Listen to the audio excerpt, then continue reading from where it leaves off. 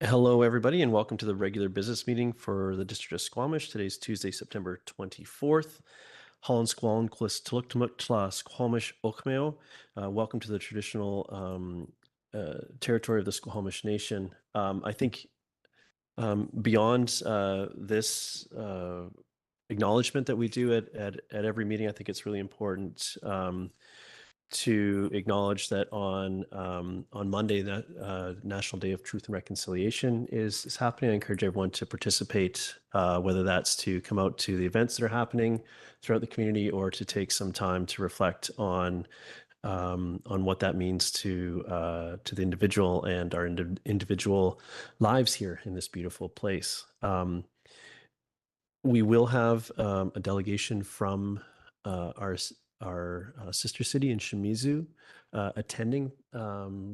They've accepted our invitation to attend to witness the ceremony at the on Monday, and I felt that, and this council felt that it was an important step in the truth-telling process as well. So I encourage, hopefully we'll see everybody out to stand with our friends at the Squamish Nation every day in our way, and specifically on Monday to recognize the holiday.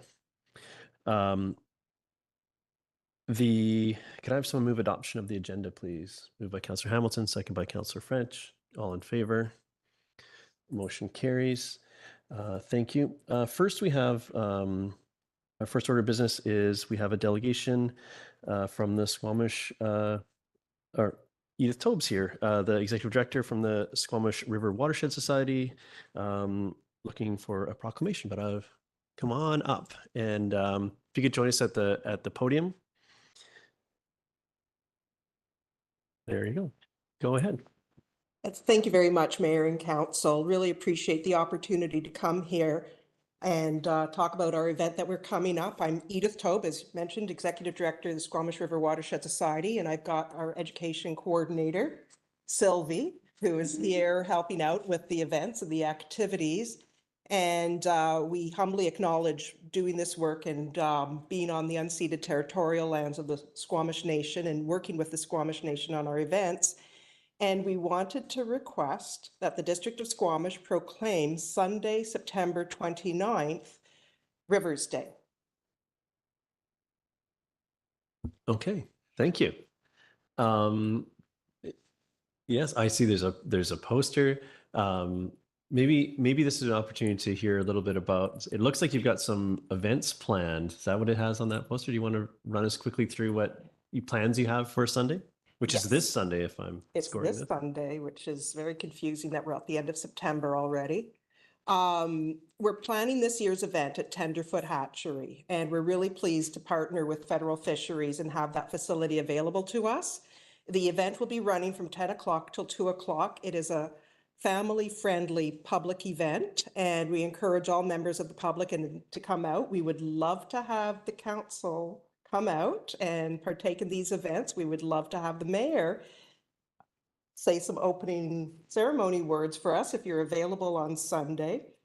And we'll be having some guided tours, some displays, a chance to tour Tenderfoot Hatchery and see how they raise the fish that they have in the stocks and the incubation chambers that they don't often make available to the public. And we'll also be having the Rotary Club present, providing a barbecued lunch for those that are in attendance. So it should be a fun-filled day for all those in attendance. It's going to be a beautiful weather. Okay, well, thank you. Council, do we have any questions for our guest, or we have a request for proclamation, if that's where we are? I see. Yeah, go ahead, Councilor Pettingill. Well, I will move that we proclaim this Sunday to be Squamish Rivers Day. Okay, thank you. I'll second that. Would you like to speak to it, or? No, just that it's an easy resolution to make, and really appreciate all the work that the River Watershed Society is doing and has done, and I'm glad to see this event and hope I can make it out for a bit. Thank you. Great, thank you. Any other comments? Yeah, I'm happy to support the motion. I'll see if I can support it physically. I'll look at how that fits together. No, I think it's a wonderful piece of work, and in particularly the tenderfoot having the access into the hatchery, I think is really remarkable. I've had the privilege of spending quite a bit of time there over the years, and I learn something every time, and it is quite the operation, and we're really lucky to have them operating in our community. So I'll call the question. All in favor? Motion carries unanimously. Thank you so much, and the best of luck with your event on Sunday. Look forward to it. Thank you. So the next item we have some folks from Squamish Rising Tide to speak to us. Feel free to come up. I'm not sure who is going to be speaking, so I'll let you introduce yourself and run us through your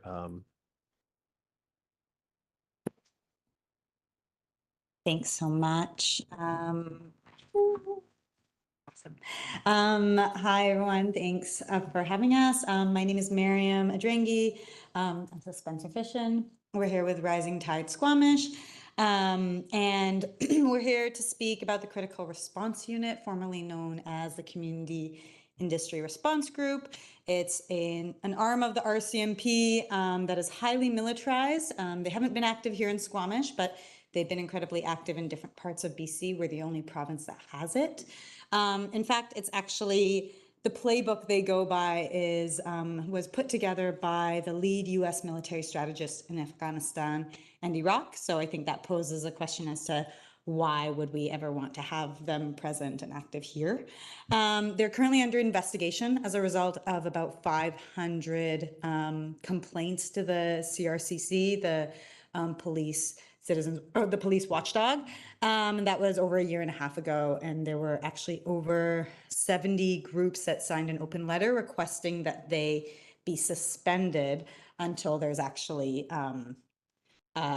something that comes out by the conclusion from the review, right? So why are they allowed to continue operating when there are so many complaints going out, and these complaints involve harassment, violence, police overreach, racism, surveillance.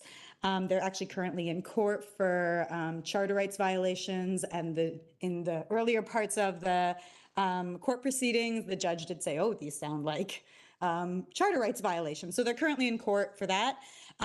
With regards to other cases that activists are bringing the crew to court, the crew is noticing that it's not so great when they testify because it's so clear that there's police overreach, that a lot of the charges are actually being dropped before the cases go to court. So there's a lot showing that, the crew is having police overreach, these egregious acts.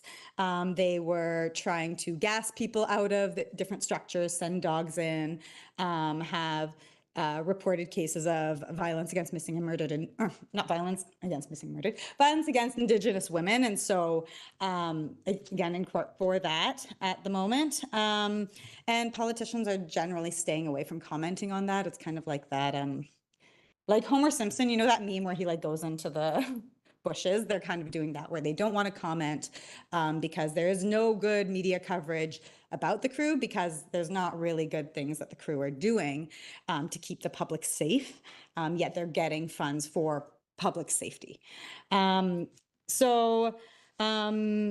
I also want to reference the BC Civil Liberties Association. They did send an email to everyone in support of this motion. They've been working a lot following the crew, seeing what they're doing, seeing their police overreach, and just what they've been doing. They've been documented holding Indigenous women at gunpoint, chainsawing structures open. And so all of this is very well documented in what we're saying as just residents of this town, as there's no need for seeing that kind of behavior here in Squamish. So, yeah, anything to add? No. I think you said it very, very well. There are many, many groups. Maryam mentioned the Canadian Civil Liberties Association. Pivot Legal, Dogwood, or not Dogwood, yes, Dogwood, Yes, BC. Dogwood. David Suzuki Foundation as well, Climate Action Network Canada, Union of BC Indian Chiefs, World Beyond War, Council of Canadians. Again, there's over 70 and the list is actually growing. And you work for? Oh yeah, I'm also the Canadian Activism Manager with Ben & Jerry's. And so I kind of feel like if an ice cream company can say that this is messed up and this shouldn't be happening, then we hope you guys can too. And we have a resolution to present. Mhm. You want to read that? Sure. From the beginning? Okay. Let me hold that. Thank you. So I think this is also in a lot of their inboxes, yes, as well? Yes. Okay, so whereas the Community Industry Response Group, which is its former name, now rebranded to the Critical Response Unit, with Critical Response Unit BC, again, they only exist in BC at the moment for some reason, is a paramilitary force created to prepare and respond to Indigenous and environmental activism, is subject to more than 500 formal complaints into past operational actions. Almost all of the 1,200 arrests at Fairy Creek were dismissed or dropped. As I mentioned earlier, these are the ones that are not even going to trial. They're currently in court defending against charges of violations of the Canadian Charter of Rights and Freedoms. They are under systemic investigation on 100 of the formal complaints by the Civilian Review and Complaints Commission for operational consistency with current Canadian legislation, including theft of property, racism, violence, assault, and other unlawful conduct, compliance with the United Nations Declaration on the Rights of Indigenous Peoples, and consistency with the findings of the National Inquiry into Missing and Murdered Indigenous Women and Girls. Is a relatively new unit formed in 2017. I think that's important to mention because I think it's very clear that our communities can operate without this unit, indicating that Squamish has no need for a militarized policing unit to maintain public safety. This unit poses a great risk to the public safety through violence, active intimidation of citizens, and presents its authority with military-style vehicles, advanced weaponry, and anonymity. They cover up their badge numbers quite often. Face coverings, no badge numbers, that's in there, thank you. Or names of the uniforms is quite common. We ask that the District of Squamish communicate to the RCMP that the District of Squamish does not recognize crew operations and tactics as contributing to public safety, security, and individual rights, and therefore the crew must not be deployed here. To seek insurance from the Royal Canadian Mounted Police in a forum that allows for accountability to the public on their planned responses to public protest. That sentence can end there. And number 3, request taxpayer funding be withdrawn from the crew. So its current funding model is 70% from the province and 30% federally. That's with the entire RCMP. So as far as we know, it's not uncommon to the crew. Okay, thank you. Council, any questions for our guests? Go ahead, Councillor French. Thanks, Mayor. The Critical Response Unit is tasked with assisting in natural disaster events like floods and wildfires. So do you really want us to say no to those resources if one of our rivers overtops or a wildfire close to our community gets out of control? At this moment, I don't actually, I'm unsure of them actually being tasked in those ways. So the CIRG, Community Industry Response Group, really their role was they were kind of, its establishment came as a result of the Dakota Access Pipeline protests in the United States, which were large standoffs between police and Indigenous communities protecting their land. And so there's documents that show that actually the ideation of CIRG came from that. It didn't come from serving the public and making sure that people were able to respond to disasters. And then what is documented is that they have had their jurisdiction expanded, but it's been expanded to police Palestine protests. And so there's not, even though it's said there, I don't know actually of any documentation of them supporting disaster relief. And that also occurred as part of their rebranding exercise. Mm-hmm. When they were known as CIRG, they came under, a tremendous amount of public pressure and also, the suits and complaints commission pressure. And now they have all of a sudden rebranded and changed their scope. And so far as Maryam's saying, there's no indication that that scope has been utilized. It seems to be on the paper so far. Okay, and I note also in your request that it asks for planned responses to public protest when Squamish detachment resources are unable to respond in a way that enhances public safety while maintaining public confidence. So I'm curious to know, will your organization be publicly sharing dates, times, and locations for planned public protests that will apparently be aimed at overwhelming the Squamish detachment resources?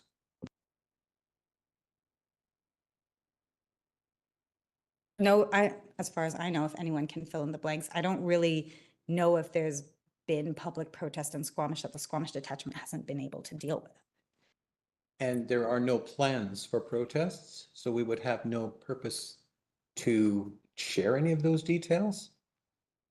I think Thanks, Mayor. I appreciate questions of clarity here. I think looking for a path forward for this, we've had a community group come forward with concerns about very specific concerns around a specific unit of the RCMP. I think a step forward here would be to invite the RCMP to come to speak to public safety, response to protests, and how we can support them in ensuring that good outcomes that are in the public interest. And I think so. I would like to invite the RCMP to speak here at a future meeting, and then consider this motion or something similar following that, so we can see how best we can support our local RCMP detachment in their autonomy in dealing with all sorts of matters that they end up being tasked with, including protests. So I think that's so for now, I think I'll extend that invitation.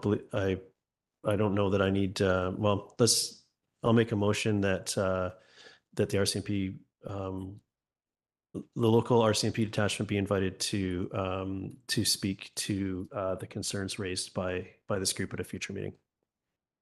Seconded by Councillor Hamilton. Thank you. Yeah, go ahead, Councillor. I'm going to propose an amendment that we remove the word local, and I'll speak to it if seconded. Yep, seconded by Councillor Greenlaw. Go ahead. My reason for this, and I think it's reasonable to have the RCM speak to this. And it may be that someone from the local detachment is who actually gets tasked with this, but I want to be cautious because this is a provincial unit that is provincially funded and or federally funded, and we do not have as municipal. It's sort of separate from our local police, and so I don't want to put our local detachment in a position of speaking for the CRU. I think the RCMP as a body needs to speak to this force. Okay. On the amendment, we got to do an event. So on the amendment, any other comments on the amendment? I'm fine with that. Yeah. So I'll call the question on the amendment. All in favor? Okay. Councillor Greenlaw seconded. It was moved by Councillor Pettingill. So now the motion as amended, although I didn't speak to the original motion, so I'm going to take the opportunity to do that here. I think that you raise very important points that likely through rebranding / redistributing members of this force elsewhere, I think is best addressed with a conversation with the RCMP to understand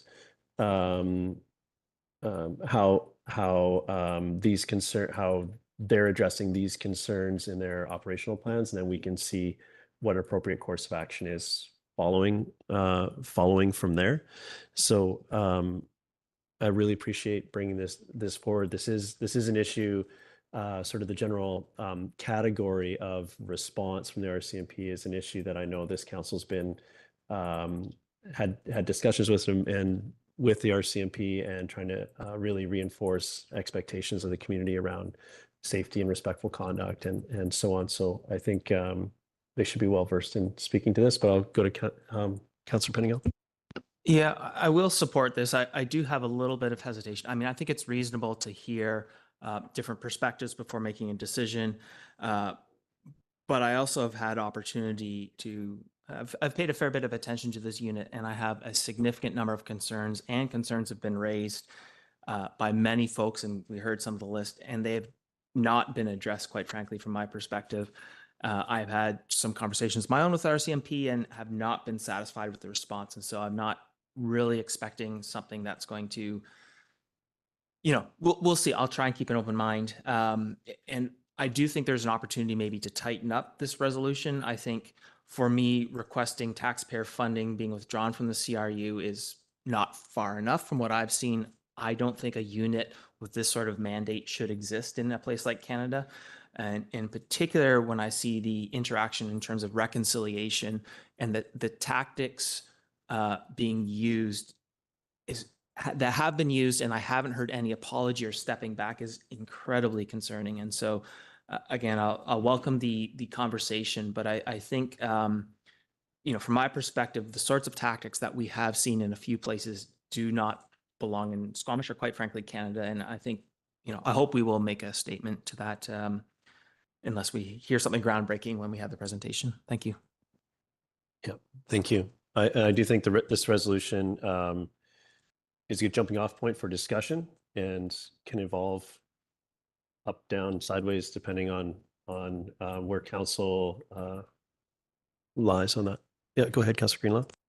Yeah, I just wanted to echo some of the statement that Councillor Pettengill just made, last weekend. Was it last weekend? Jeez. I was talking to our visitors from Wet'suwet'en and Gitxsan and speaking to them about the experiences that they've had with this unit, and it is very disconcerting. And I am concerned that, I've met a lot of our local police officers. I have a lot of confidence that they're, looking out for the best of our community members, but I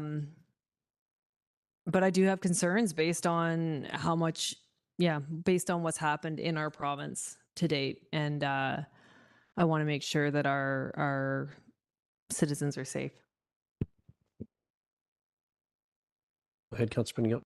Yeah, and I just want to clarify, and it's the reason for my motion or my amendment earlier, is I have not seen these sorts of CRU tactics enacted by our local force. And so I wanted to really draw a clear distinction between where our current area of concern is and what discussion we're having. I've seen our local RCMP act much more consistently with community values. And so I think for me, this is a discussion about CRU is separate from a discussion about our local RCMP force. Okay. Other comments on this? Go ahead. Yeah, thanks. I want to speak for a moment on the importance of local government not explicitly directing the actions of the RCMP or policing force. And I think that we need to think very carefully if we want to go into a space where local government has direct authority over the actions of the RCMP. I think we can imagine that there are perhaps councils and perhaps areas where that might not be desirable. And so I think that there is a significant amount of value in maintaining a separate authority between RCMP and direction of local government. So that's something that's top of mind for me in our ability or the appropriateness of us to direct RCMP's behavior within our community. Thanks. Okay, seeing no other hands, I'll call the question. All in favor? Motion carries. Thank you very much for bringing this forward, and you've spurred on a discussion this evening already, so we'll see where this takes us. So thank you very much. Next up, we have consideration of unscheduled public attendance. So if anyone has a matter that that they feel needs to be addressed prior to council's next scheduled meeting, regular meeting in 2 weeks, this would be your opportunity to bring that forward. Seeing none, we'll move on to our public hearings this evening. So I believe we have staff to introduce the topics.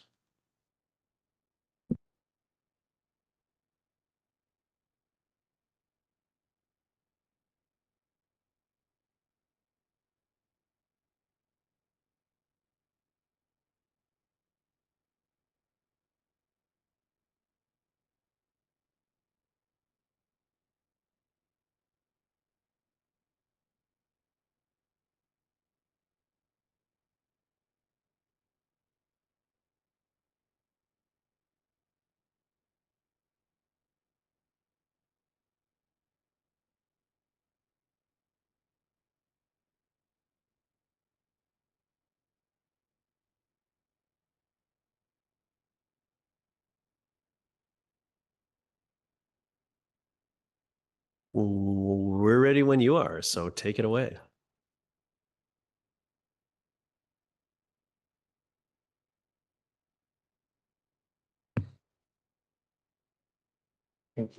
Thank you, Mayor.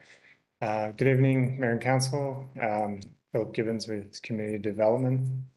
Today I'll be giving a presentation on proposed updates to the official community plan bylaw, which form part of the district's Housing Accelerator Fund commitments. So the Squamish Housing Action Plan, or SHAP, the commitments made to the Canadian Mortgage and Housing Corporation, Housing Accelerator Fund grant, and the proposed updates being presented today fall under the Housing Accelerator Fund commitments. And previously at the July 2nd regular council meeting, staff also presented additional bylaw amendments to the community plan for bylaw readings, and these were to be run concurrently with the ones for the Housing Accelerator Fund for process efficiencies. And these are updates to the Environmental Protection Development Permit Area, DPA 1, which staff previously identified the need to update to align with provincial legislation and provide clarity for users. Updates to the district's accessibility policy, guidelines, and zoning regulations. In 2022, the district received funding from Vancouver Coastal Health to review and undertake updates. The work has been completed in conjunction with the district's accessibility committee. And the final item is the Loggers East Neighbourhood Plan, and staff have previously identified errors and omissions in the plan in relation to institutional land use in residential areas and the use of mandatory language. So the Housing Accelerator Plan required changes to the OCP, which fall under Action 6 of the plan. Action 6 is to revise and streamline the development permitting process and includes 2 action items: to amend the OCP to remove development permit requirements for triplexes and fourplexes, and streamlining of the development permit area 3 guidelines themselves. And removing the requirement to obtain a development permit for triplexes and fourplex will reduce processing time by 4 to 12 months, and this action aligns with the Provincial Bill 44 zoning changes, requiring a minimum of 4 dwellings on each lot. Some items currently regulated through development permit, which are important to retain, including solid waste technical guidelines and landscaping requirements. The already adopted updates to the zoning bylaw to incorporate these elements, and these include minimum tree retention and planting requirements for the new R1 zone, with a focus on planting and retention of trees in the front setback to improve the streetscape, and minimum requirements for secure waste storage facilities for developments with 3 dwellings or more to encourage co-location of solid waste in a common bear-proof facility, and propose minimum requirements for waste rooms to ensure there's adequate space for waste storage and to help mitigate wildlife conflicts.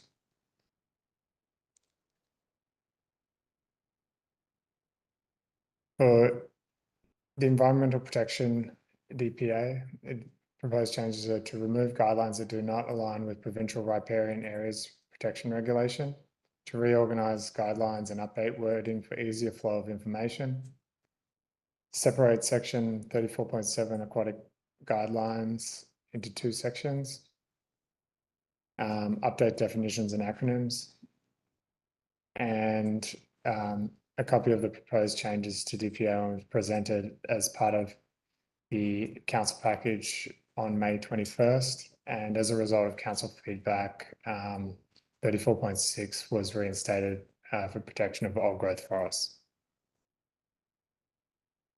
Accessibility and OCP policy changes include amending text to align with the use of universal, adaptable, and accessible terms with zoning bylaw definitions and uses, strengthening policy recommendations for adaptability, add policy to consider accessible units as part of affordable housing deliverable. The development permit area 3 proposed changes include amending site circulation, accessibility and adaptability guidelines to reflect the current built environment, accessibility best practices, and to provide more clarity, strength and direction for accessibility, development permit guideline review for the built environment, and removing 10% development permit adaptable guideline due to non-compliance with the Local Government Act, as development permit guidelines cannot include review of internal elements of a building, and the 10% adaptable units will still remain an OCP policy. And finally, the proposed updates to the Loggers East Neighbourhood Plan include permitting institutional uses in the plan area and add residential flexibility in employment land areas. Engagement for these bylaws.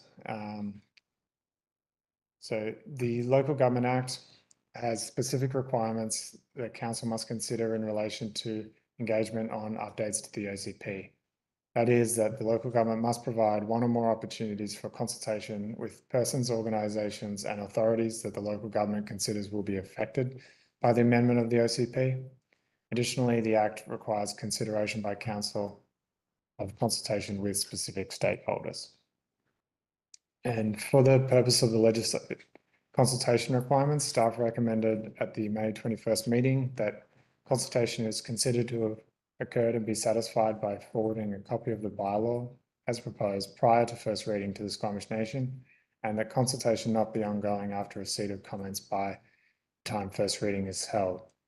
No consultation is recommended with other parties, and the Development Permit Area 3 updates were provided to the Advisory Design Panel for comment, and as well to the development community for feedback.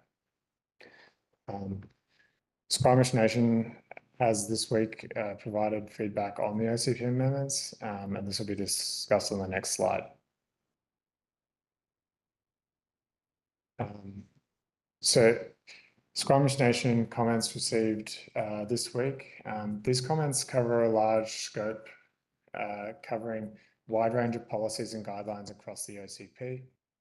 And these comments can be categorized as follows: governance and cultural representation in development, land use decision, arts and language, communication protocols, engagement and cultural training, referrals, heritage protection, etc. Housing, transportation and health services, safe and universally accessible housing, assisted living and health supports, transportation and mobility connectivity of Squamish Nation communities, accessibility, economic and education opportunities, and development, sustainability and environmental regulation, monitoring landscape materials and low carbon building. So the district is currently developing processes for an UNDRIP compliant OCP, which will take place over the long term. And staff's project understanding is that short-term work, like the current OCP amendments, will take place in parallel. Staff are grateful for the input from Squamish Nation and their engagement on this project, and the amendments being proposed as part of this package of OCP amendments are to align with housing and other associated policy to support housing delivery. And these amendments are focused on fixing errors in the OCP or streamlining development processes. This time, staff recommend that the scope of the input received from the nation be addressed through a more fulsome OCP update scheduled to commence in 2025. So at this time, staff are not recommending any changes to the proposed bylaws as a result of the broader comments provided, and it is recommended to include review of these comments as part of the future OCP update. So next steps, if the resolutions are pass as written, schedule bylaws for adoption at an upcoming meeting. And finally, the recommendation is presented on the screen. Thank you. Thank you for the presentation. Council, any questions before we get underway with the opportunity for public comment? Seeing none, and that would be for any of these four, just to be clear. We will need to do individual public comment or public hearings on all four, which is what we're about to do. So if you have any questions on them, this is your opportunity. Okay. Thank you very much. I've got a script here. And for those in the audience or attending online, our process around a public hearings is quite prescriptive. So I have a script I'll need to go through a few times as we move through our evenings. This public hearing is being held pursuant to Local Government Act requirements to allow the public to present and to provide submissions to council. And in respect to, we're going to do our first one tonight, which is a District of Squamish Official Community Plan, Bylaw number 2500-2017. This is amendment bylaw and pertaining to the Development Permit Area 3 update. This is number 3079-2024. Everyone present will be given a reasonable opportunity to be heard. We want to ensure that no one is discouraged or prevented from making their views known, whether speaking in favor or against the proposed amendments. Therefore, I ask that members of the public maintain order and quiet during the hearing. Please do not applaud or interrupt any speech or action of members of council or any other person addressing council. Please ensure that your remarks are relevant to the matters contained in the proposed bylaw. This is not an opportunity for members of the public to have their questions answered by staff or by council. Any questions or points of clarification can be directed to staff by contacting the planning department. Council is here to listen and will not debate the merits of the proposed bylaw with the public or each other.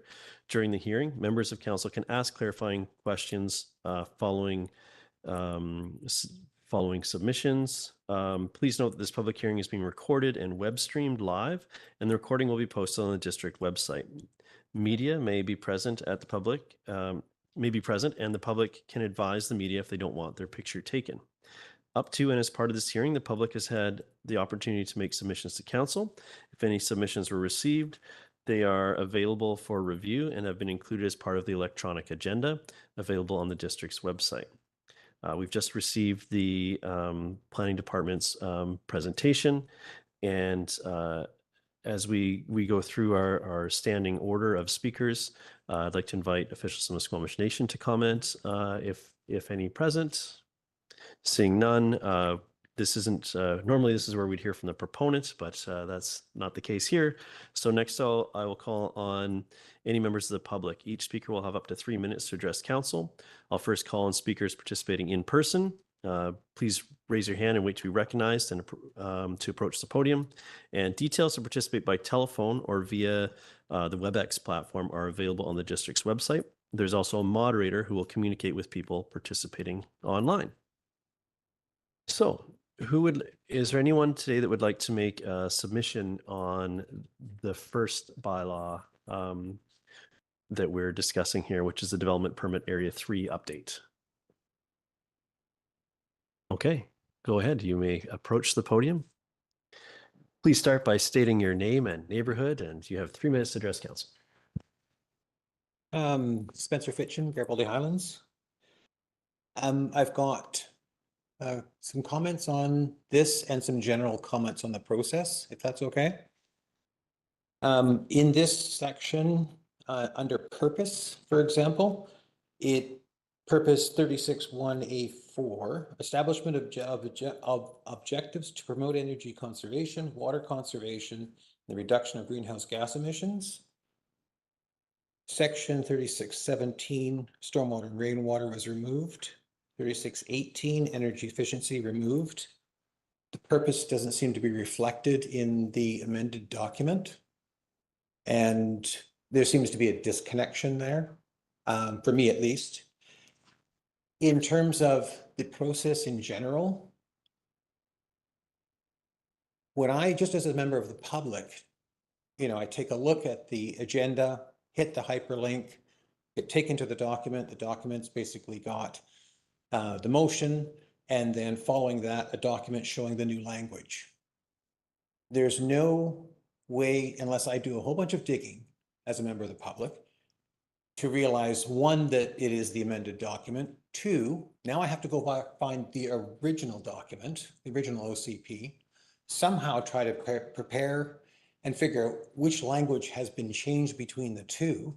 There's no table of revisions. There's no table of why anything was done. And I find it to be quite a punishing and difficult process to go through as a member of the public. And this is supposed to be the period where we comment on changes to the highest level document that guides council and staff in all of the decision-making that happens in this valley. And I would really, we ran into this 2 weeks ago, or there was another public hearing where units changed, and it obscured changes in language or thought or feeling in a proposal. I really, begged the, municipal government to please try to provide this to the public in a way that we can digest it without having to spend tens of hours of valuable time. It's really simple. And, going through these punishing exercises on what is very important work. We're talking about changing the OCP. It's the highest level guidance we really have inside our own jurisdiction. So that is my final comment, and it applies to all 4 of these pieces. So if you just want to cut and paste, I'm only going to be here once. Thank you very much for your submission. And I'll go now to, is there anyone else present that would like to make a submission on this topic before I go online? I'm not sure if we have anyone online yet. See no one here. There's no one online. Maybe I'll ask the question around, there were we heard from Mr. Fitschen that there was a couple pieces that have come out, and how do we regulate those? I don't believe that we're not regulating those, but just, do they live somewhere else now? Are they best suited elsewhere, or is there another document that we should be looking to for that? Can you comment on that?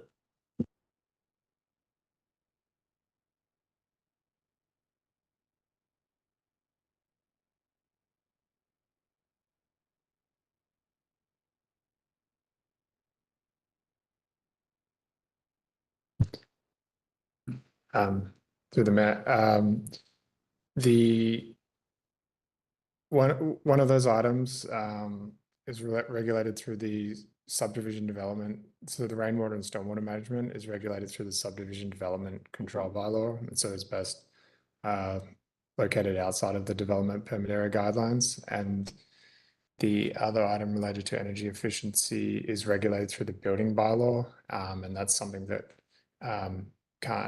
is not supposed to be regulated through development permit area guidelines.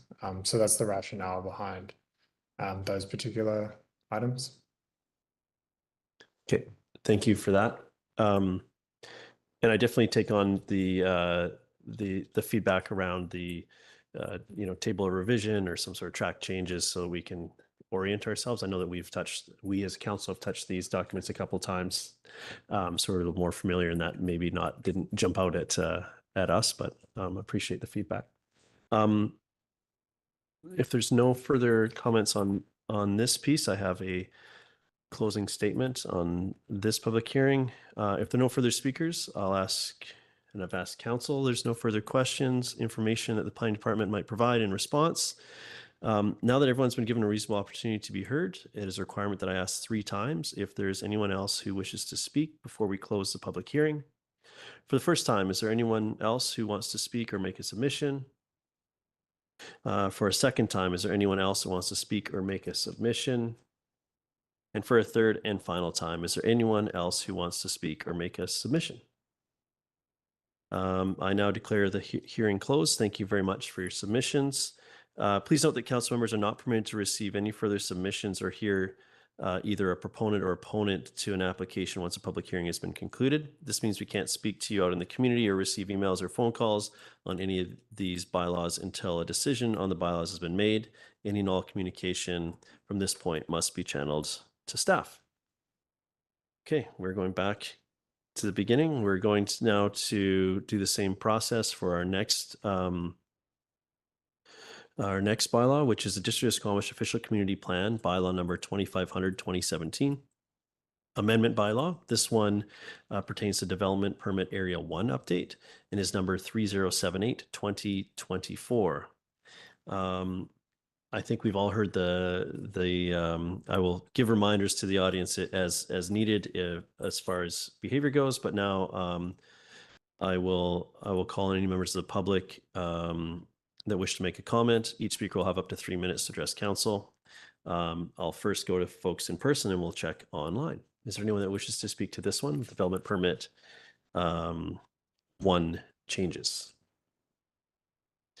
No one in the building, and I'm getting a shake of the head from our online moderator on this topic. I do need to go into appears to be the closing statement. Now that everyone's been given a reasonable opportunity to be heard, it is a requirement that I ask 3 times if there is anyone else who wishes to speak before we close the public hearing. For the first time, is there anyone that wants to speak or make a submission? For a second time, is there anyone else who wants to speak or make a submission? For a third and final time, is there anyone else who wants to speak and make a submission? I declare the hearing closed. Thank you very much for your participation. And we'll move on to the next one, which is District of Squamish Official Community Plan Bylaw number 2500-2017. This is amendment bylaw pertaining to Loggers East update and corrections. This is number 3080-2024. Is there any members of the public that wish to make a submission on this particular bylaw? I'm seeing no one here. Our moderators, no one online. Going to the closing statement. Now that everyone's been given a reasonable opportunity to be heard, it is a requirement that I ask 3 times if there is anyone else who wishes to speak before we close the public hearing. For the first time, is there anyone else who wants to speak or make a submission? For a second time, is there anyone else who wants to speak or make a submission? For a third and final time, is there anyone else who wants to speak or make a submission? Seeing none, I declare the hearing closed. Thank you very much. And we'll move on now to our last piece for this evening. This is District of Squamish Official Community Plan Bylaw number 2500-2017, Amendment Bylaw, and this is the accessibility update specifically, which is number 3086-2024. Is there anyone that would like to make a submission on this particular bylaw? There's no one in person, and no one online. Just give a long pause. Now that everyone's been given a reasonable opportunity to be heard, it is a requirement that I ask 3 times if there's anyone else who wishes to speak before we close the public hearing. For the first time, is there anyone else who wants to speak or make a submission? For a second time, is there anyone else who wants to speak or make a submission? For a third and final time, is there anyone else who wants to speak or make a submission? Seeing none, I'm going to declare the hearing closed. Thank you very much.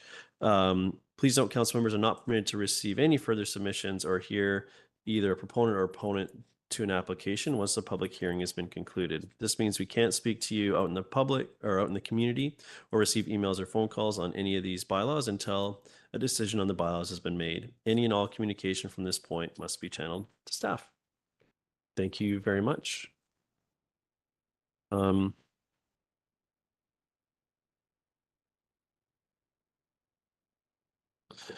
Okay, so next we have the consent agenda. Is there anyone that would like to pull anything from the consent agenda? Yeah, go ahead, Councillor Pettingill. I'd like to pull the 7B3 abandoned vehicles on Loggers Lane. Okay, thank you. I'd like to pull, I'm going to pull C1 as well, the e-bike safety initiative. And anything else? Okay, so with those two items removed, we'll deal with those in the appropriate spot. I'll move the consent agenda. Is there a seconder? Seconded by Councillor Hamilton. All in favor?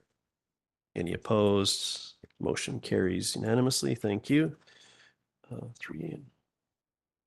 Now we've got consideration of council committee recommendations. So we have the active transportation update. The committee recommended that council endorse the all ages and abilities route feasibility study and endorse option 1 of the active transportation update report from community development dated September 10th, 2024. Moved by Councillor French, second by Councillor Hamilton. Any comments on this? Seeing none, I'll call the question. All in favor? Motion carries unanimously. Thank you. Next, we have the item around partnerships and grant policy review, process and recommendations. I won't read those out. Is there someone that's ready to move those? Moved by Councillor French, second by Councillor Hamilton. Any comments here?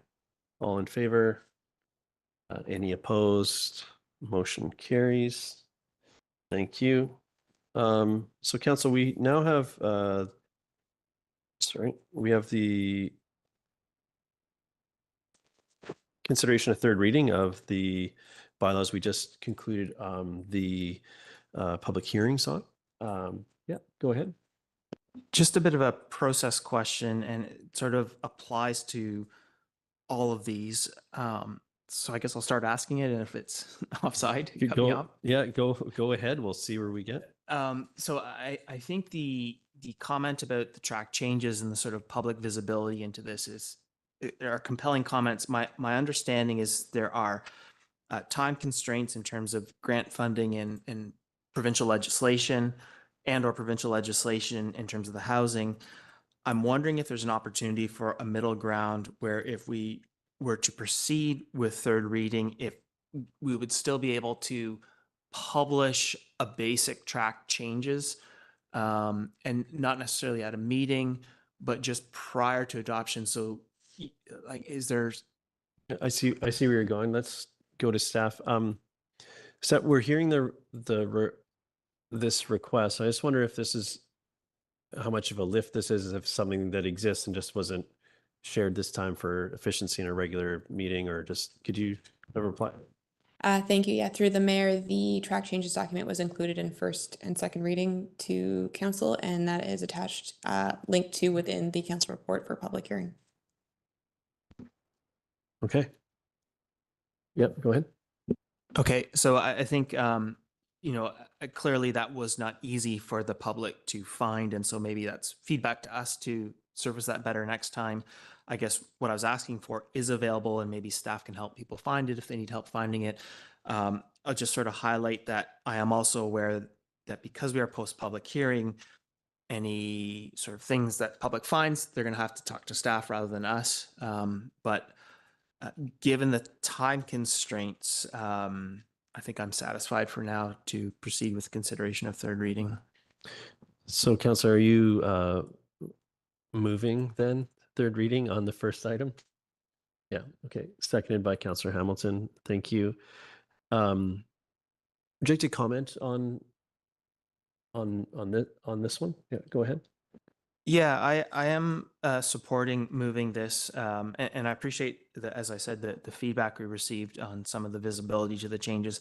I also, I think there may still be some misalignment between the purpose and the actual policy we have, and I understand some of the rationale.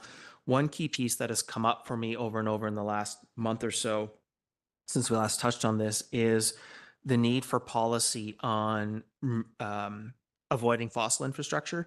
And I'd been under the understanding that this was the best place for that sort of guidance. I understand now maybe it's not, but I think we should surface that in our OCP in the appropriate place as soon as possible. Right now, I find we're dealing with it with every rezoning, with every neighborhood plan, and it's sort of the same thing over and over again. And rather than burning that time over and over again, I think it'd be more efficient to have some clear policy articulated in the right place in the OCP. And so I hope, again, maybe as a a small addition to the next neighborhood plan that we approve, or one of the other upcoming OCP cleanup pieces that we incorporate that in the best place.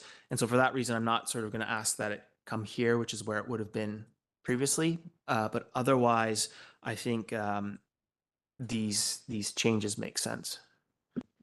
Thank you. Any other comments on this one? Seeing none, I'll call the question. All in favor? Motion carries unanimously. Thank you. So next, we're looking for the consideration of third reading for the Development Permit Area 1 update. Moved by Councillor French, second by Councillor Hamilton. Any comments here? Seeing none, I'll call the question. All in favor? Motion carries unanimously. Thank you. Next, the Loggers East update and corrections. Moved by Councillor Hamilton, second by Councillor French. Any comments? Seeing none, I'll call the question. All in favor? Motion carries. Thank you. Now we're on to the accessibility update, which I will move if there's a seconder. Councillor Hamilton, I'll speak to this briefly. I think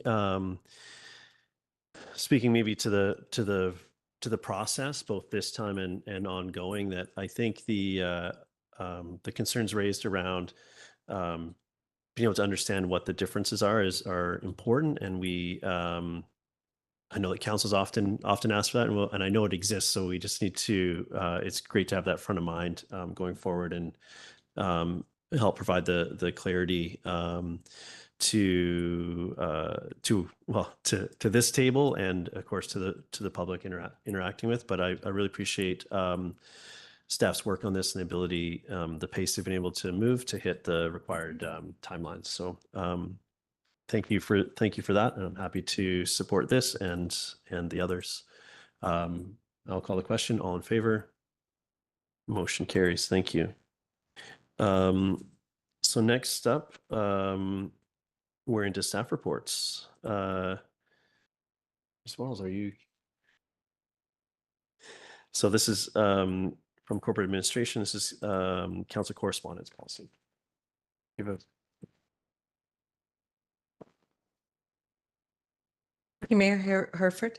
I don't have a presentation this evening. This is a follow-up from the Committee of the Whole meeting, and the changes are based on council feedback from that meeting, and they are noted in red font throughout the policy. Thank you for that. So, council, any questions on what we have before us here in the correspondence policy? Or someone like to move it? Yep, go ahead. Wait, are you moving? Is there a seconder? Second by Councillor French. Go ahead, Councillor Hamilton. Thanks very much. I think our correspondence policy is extraordinarily important. I think there's a large volume of correspondence that comes through council email, and I think this is a big step forward in helping us manage that correspondence in an effective and efficient way, so that we can be sure that we respond to people timely and with the correct answers. Thanks to their questions. Thank you. Councillor Pettingill, is that your hand? Yep, go ahead. Yeah, also happy to support this. I do still have a little bit of hesitation about letters of support going out without council consideration, but I think, as we discussed at the Committee of the Whole, having those letters come onto an agenda, even if it's a consent agenda, it does provide a reasonable level of transparency, especially given the typical sort of requests we get for letters of support and so on. And so comfortable giving that a try, and with that sort of check and balance in place, and was glad to see that sort of Committee of the Whole discussion reflected in the new policy. Thank you. And thank you for that reminder. That'll be an interesting change, I think, for all of us. Yeah, I look forward to working with council as we adjust to the new policy, particularly in that area. But I'm appreciative that to be given that space to do that. And I think it'd be really helpful. In recent cases, we've had some really challenges hitting timelines of folks that were looking for letters of support that were, it was quite clear to me that we would provide them. So I'm happy with where we've landed here, and but it's also maybe a starting point, and we'll see how it evolves. Yeah, go ahead, Councillor. Yeah, I should just also add, I'm not wanting to encourage sort of letters of support requests 30 minutes before they're due. I think we still really want as much time as possible to consider. And if there can be a council discussion, that would be ideal. And so this is more of a backstop than the new goal. Appreciate that. Thank you. Any other comments on this piece? Okay, I'll call the question. All in favor? Motion carries unanimously. Thank you. So next up, we've got 2024 BC Transit 3-year expansion initiatives memorandum of understanding. All right, and give our staff a second to get set up, and they'll take us through the presentation.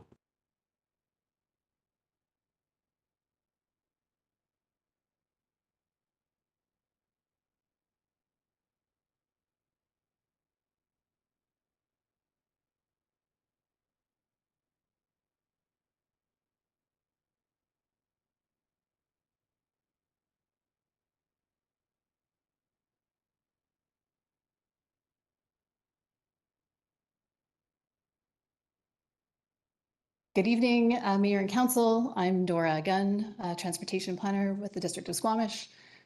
Today I'm presenting on the 2024 BC Transit 3-year expansion initiatives memorandum of understanding.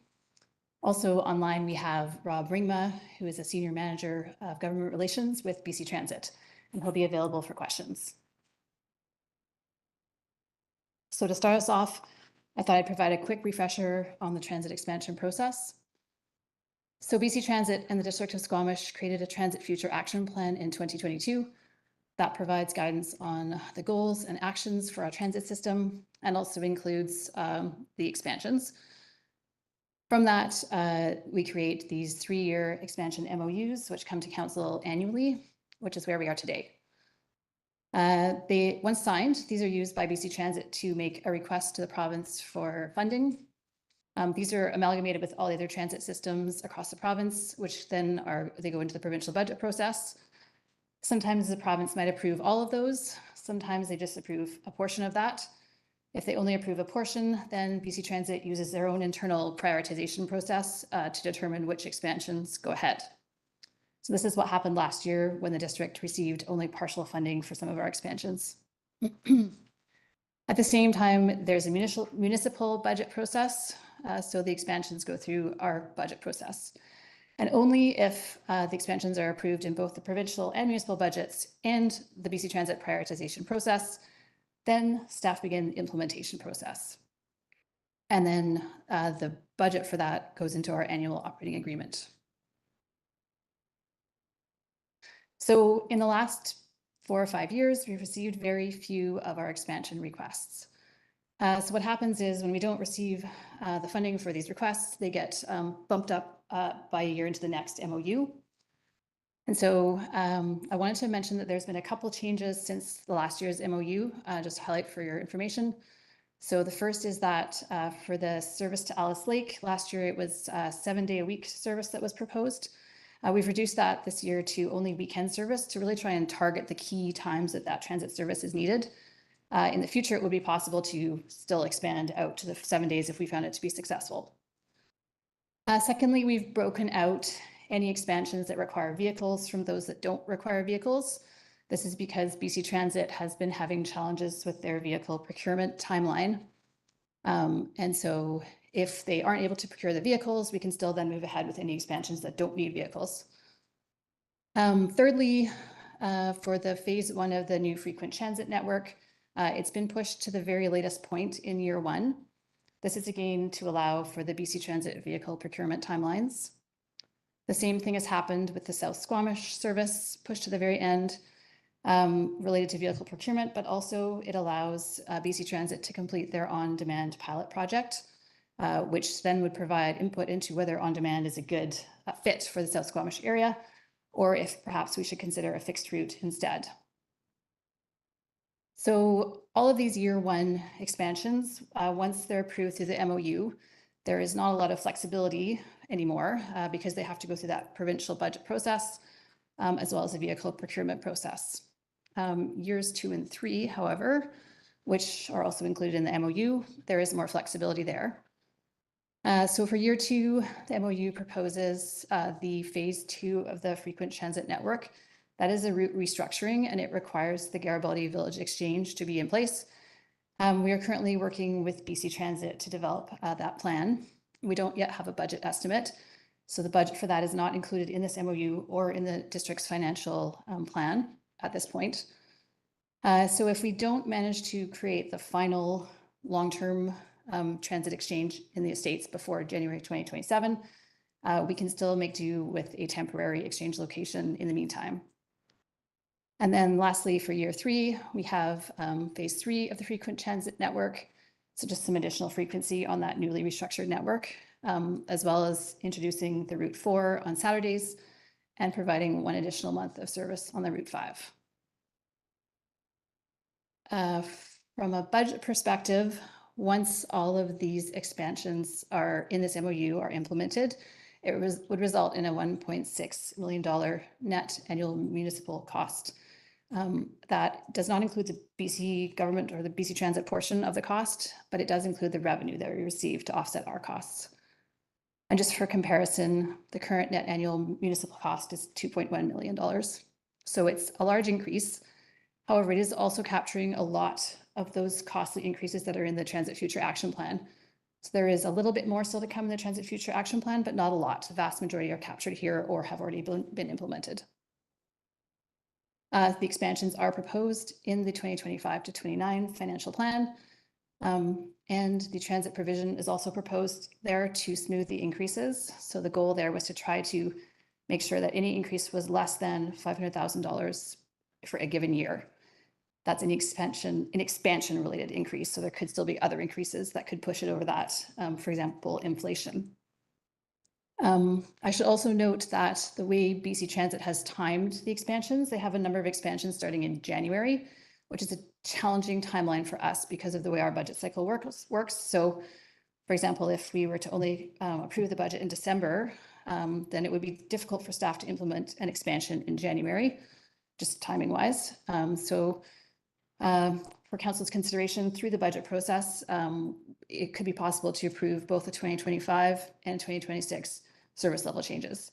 So that's not for today, that's for the budget process, but that would then allow us to approve the January 2026 expansion on time, like to implement it on time, my apologies. And then finally, the staff recommendation, which is the same as in the council report. And that's it for me, thank you. Thank you. Council, questions here? I'll get us started. A small piece of this, but I'm happy to see it here, is the Alice Lake piece on the weekend. Have there been conversations with Modi around that intersection? I don't know how we run a reliable turnaround time on the bus service through the existing, what I suppose we'll call infrastructure at that intersection. Do you have a comment on that? So how the buses will move through that roundabout? So the roundabout was designed for sorry, Highway 99, Alice Lake, but Highway 99, is it Alice Lake Road? I don't know what the road name is technically at that point, but I'm thinking about the consistency at that intersection. I see that intersection, I guess technically failing often, where there's lots of long wait times, and it's hard to get across the 2 northbound lanes and a northbound turn lane and a southbound lane, an emerge lane, all that stuff that comes together there. So I've always envisioned some sort of improvement there to facilitate consistent route times, I guess, route navigation, maybe for bus service. So how has that been how's that discussion been? Yeah, Brett McMurtry, the manager of transportation, through the mayor. So we've raised those concerns with the Ministry of Transportation, and they have advanced a preliminary intersection study to explore and understand what the existing operational and geometric constraints are with the intersection. From my understanding, there's no commitment as far as advancing a preferred option or financial commitment towards making what has been identified through the study a recommendation. But it's something that we're continuing to, I guess, advocate for, as well as all of the other priorities within our community. And so we're working with the ministry to ensure that our voice is heard and have flagged the challenges with introducing transit at that intersection. Yeah, thank you. And perhaps I just hope this doesn't turn out to be another proof point by the fact that the service fails to hit its scheduled time and then disproves that transit's a good idea into provincial parks. So I'm a little hesitant there. It's a small piece of this, and I think this is a far more reasonable ask. If we were looking at 7-day with that factor, I'd be really concerned about introducing a 7-day service there. But I think this small amount is a good sort of wading into it. But I foresee us really that problem crystallizing further. But I appreciate this is where we are. Go ahead, Councillor Hamilton. Thanks very much for the presentation. Regarding the Alice Lake section, the service, there was conversation last year about whether BC Parks could potentially contribute to this. Has that conversation gone anywhere? Through the mayor, so I have been in ongoing conversations with BC Parks over the years on this, as it's been in the MOU for many years now. They have continued to express support for the service. They did build the roundabout for it. Now that the ask is a lot smaller, it's sounding like a good sign from them that they should be able to support it. So they would only be a partial support from them. They wouldn't be paying for the whole thing, but it's small enough that it can fit into more operational type budgets as opposed to a bigger ask. I don't have 100% confirmation yet, though. Thanks. Thank you. Any other questions? Seeing none, I'm going to move the staff recommendation if there's a seconder. Councillor French, thank you for the work on this. I'm happy to see this come forward. I know that as recently as last week, meeting with with the province on securing consistent funding, and not just 1 year, but ideally 3 years at a go, so we can actually make reasonable plans and communicate them to the public, and then most importantly execute them. So I'm really happy to see this is a big jump, as you mentioned in your presentation, but this is something that was committed to by council years ago, that the province hasn't come with their piece of the puzzle. So I really hope that we're not in that position again. This is ambitious, and I do think it's the appropriate step, because we have had a backlog of, we'll say, of needed improvements, which this aims to address. So it has been really challenging where we have a plan, both internally, and I know we've got our friends with BC Transit online as well have a plan to meet community needs, and then not have that funding come through from the province has been quite challenging, and quite challenging conversations to the community to explain how we are where we are. So I really hope that that's not a conversation that we're going to be having this time around, but that decision lays outside of this room. So thank you so much for the work, and look forward to seeing these come into service, all these hours and vehicles. Councillor Hamilton. Yeah, thanks. I just wanted to put a comment out. The mentioning that we're effectively needing to commit 2 years of funding ahead of time because of this misalignment. I just want to put a call out to the province that we're having to commit 2 years of funding ahead of time when the province is only committing 1 year of funding. And we need to do this before the province commits any funding. So a call out to the province, if you want us to plan for our transit expansions and commit, please come to the table and commit as well. I'm not talking about more money. I'm just talking about give us a bit longer lead time on the amount of funding that will be available. Thanks. Thank you. Any other comments on this?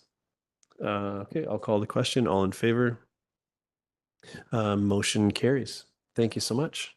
And thank you for joining us, Mr. Rigma. We didn't get a chance to ask any hard questions this time around, but maybe next one. But thanks for your support. Yeah, thank you. We had no late agenda items, so now we're on to, we don't have any correspondence action requested, but we do have correspondence referred from the consent agenda. And I believe it was the letter from Marina Estates Strata. Is that right, Councilor Pettingill? Would you like to speak to it? Yeah, see if I can not stumble over my words too much on this one. And we had as well at the mayor's drop-in yesterday, which I was fortunate to attend, a number of residents who spoke further about this topic.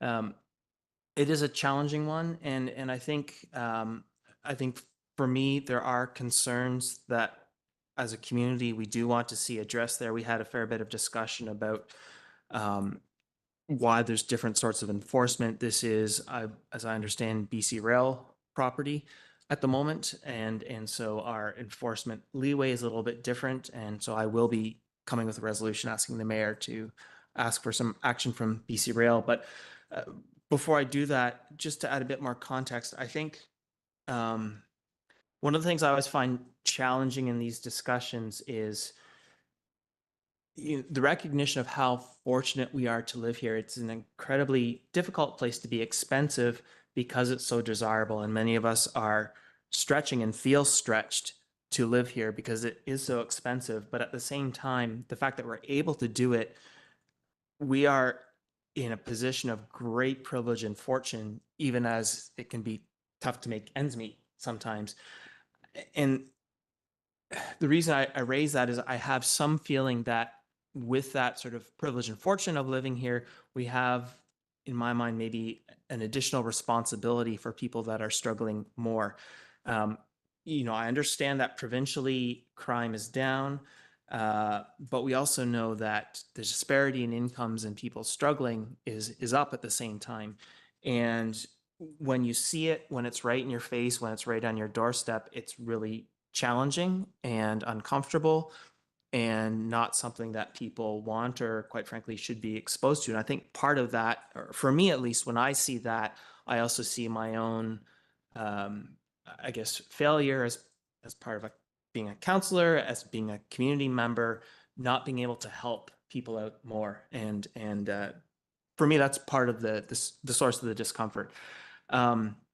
And so as we ask for solutions and ask for sort of a better circumstance there, I hope we also hold on to some compassion and responsibility for the circumstances of what some folks are dealing with. And, I think there's a whole bigger discussion about different types of dwelling arrangements and how we manage that. I'm not sure we've quite got that resolved, and I'm not going to try and open that up today. But I think here, in addition to all those things, this is an entrance and a gateway site, which puts in a bit of a different context. And we also have things where it's not just housing, it is other things. It's as the title of the letter, abandoned vehicles and engine lifts and all kinds of other things. So I think there are some definite things we would like to see resolved here. We would like more action from some of our partners, landowners, and but it's a complex topic, and I hope and expect our community can deal with it compassionately. I know the mayor was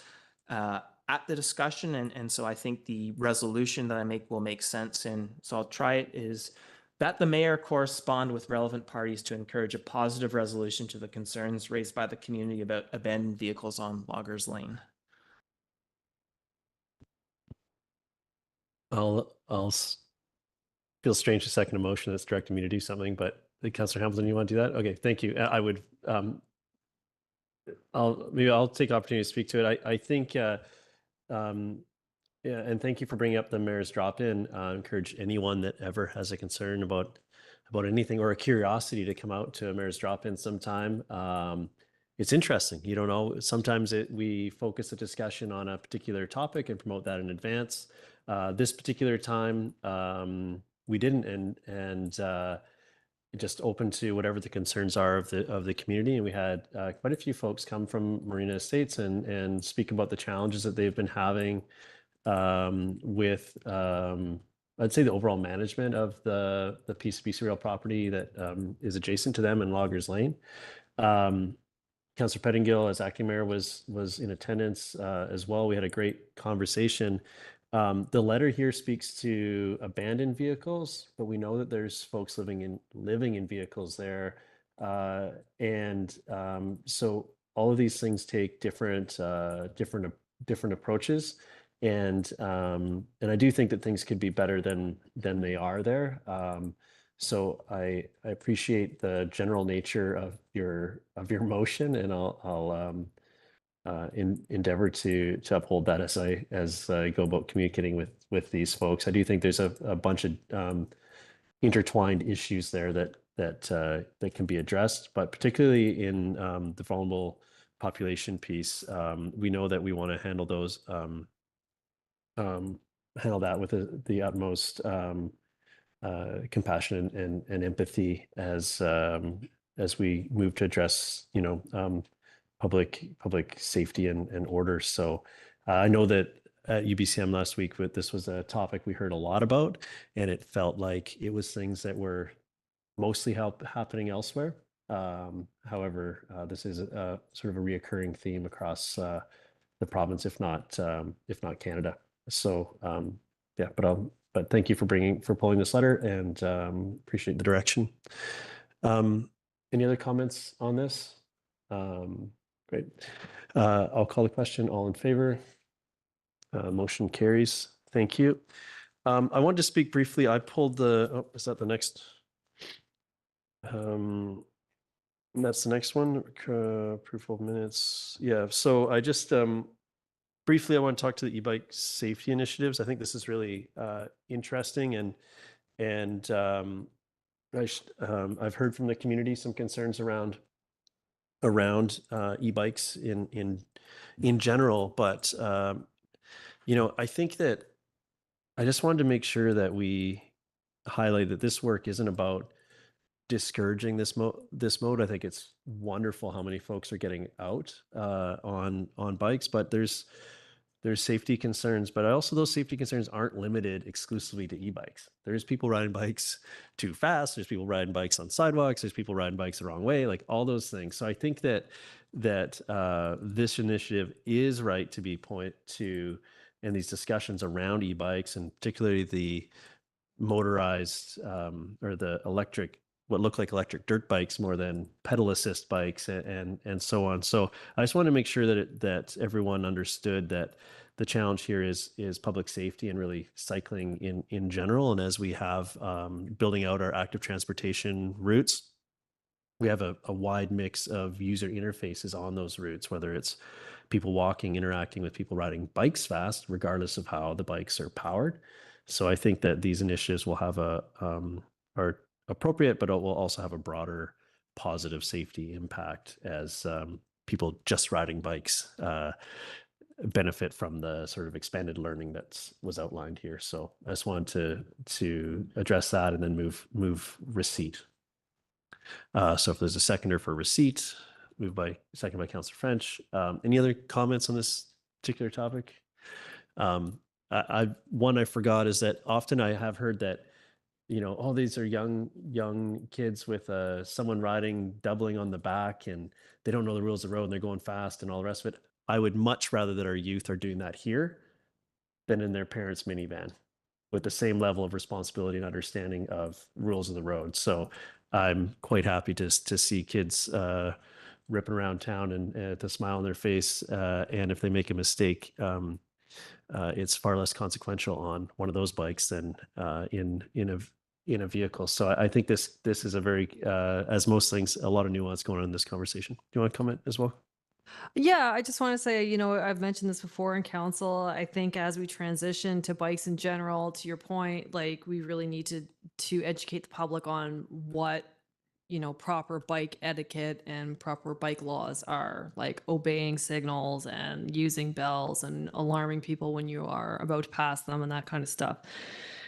Just speaking as somebody who got passed by somebody doing a manual the other day.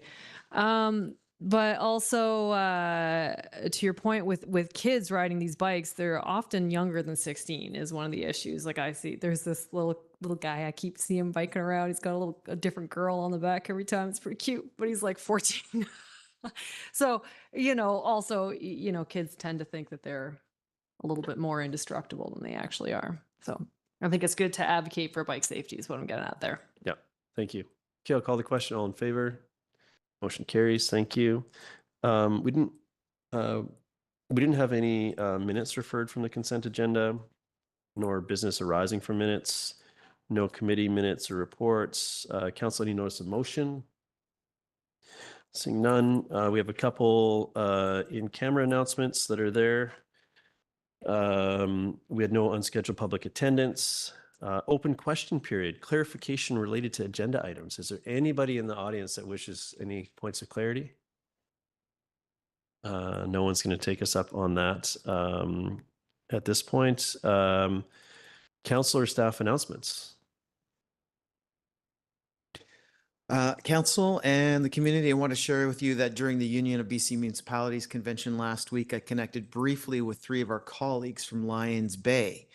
I have a feeling like our relationship with Lions Bay is fine, could be better. There's room for improvement. And so the 3 that I caught up with were Mayor Ken Berry, Councillor Michael Broughton, and Councillor Neville Abbott. And on Saturday, Councillor Abbott just happened to be in Squamish. So we met for coffee. We talked for a bit about mutual issues between our 2 communities. And the 2 of us were committed to working together to foster and improve relations between Squamish and Lions Bay. Thank you. Any other updates? Go ahead, Councillor Anderson. A week ago today, we lost a great contributor to the Squamish Nation community and to ours. Les Harry, his ancestral name was Hawalaran, passed following a battle with cancer. Les's record of community service and roles as a leader, a mentor, began very early. I came to know Les in high school, where he was student council president and where he was male student of the year in his graduating year. Already in high school, he was a construction site foreman for the construction of a library for the Squamish village and several construction projects, buildings around the valley during the following years. Les was elected as a member of the Squamish Nation Chiefs and Council and served on that council for 12 years, 8 years as co-chair. On his retirement from that role, he was Recreation Department head at Capilano for 16 years, from which he recently retired and then served as chair of the Squamish Nation Elders Advisory Committee. Les Harry, Hawalaran will be missed. Thank you. Thank you for that. Any other updates from council? Go ahead, Councillor Penigo. Yeah, thanks. Probably forget something, but 2 things I want to mention is the week before last, we had at Brennan Park an event to talk about the Transportation Master Plan.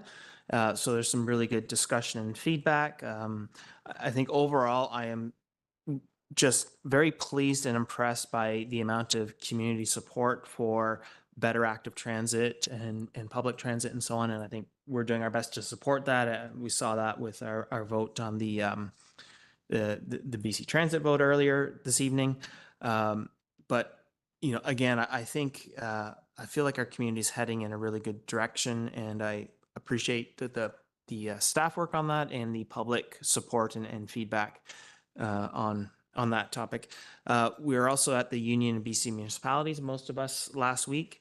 I'm still recovering and sort of wrapping my head around all the discussions, and just sort of want to highlight that Squamish was represented not only as Squamish, but where we had a number of direct meetings with ministers through the Squamish Regional District. A few of us were represented in more minister meetings, and then a couple of us also through the Lower Mainland LGA. Again, we're talking to ministers about issues that are relevant to our community only, to our region, and to the whole Lower Mainland.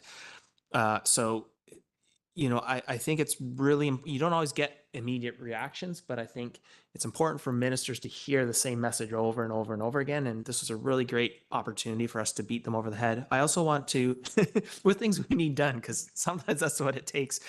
I also want to highlight Councillor Stoner was the chair of the event planning committee. So basically planned the whole thing. I was there with her son Seamus, who is a hit for the event. but just fantastic work and representation of Squamish there. And she was elected to second vice president of the union, of acclaimed to the second vice president of the Union of BC municipalities, which represents all the local governments in BC, which is quite an accomplishment, and follows in the recent footsteps of Whistler Councillor Jen Ford. And so our community really does punch above its weight, our whole corridor, in terms of representing its citizens. And so it's great to be a part of that. Thank you. Any other comments?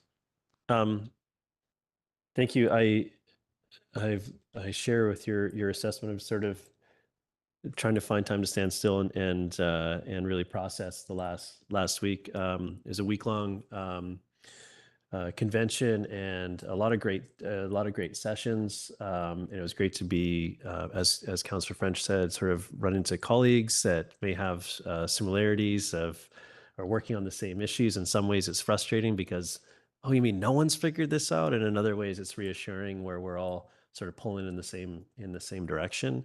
And I know that, so then on top of that, the opportunities to meet directly with ministers in areas that we're hoping to affect change, and where we need provincial support. I was able to, as Councillor Pettingill mentioned, in my role as mayor here, and in my role as as a director on the regional district, and as a member of the Lower Mainland LGA,